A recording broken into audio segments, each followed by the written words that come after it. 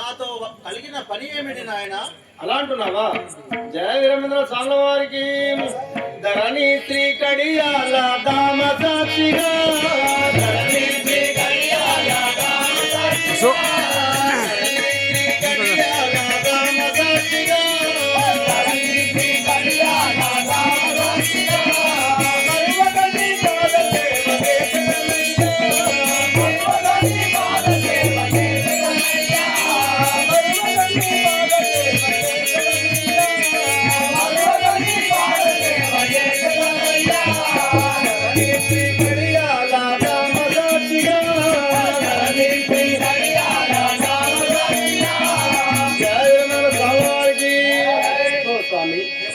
నీవు చూడ చిన్నవాడవు నా వద్దకు వచ్చిన కారణం ఏమిటంటున్నావు కదా?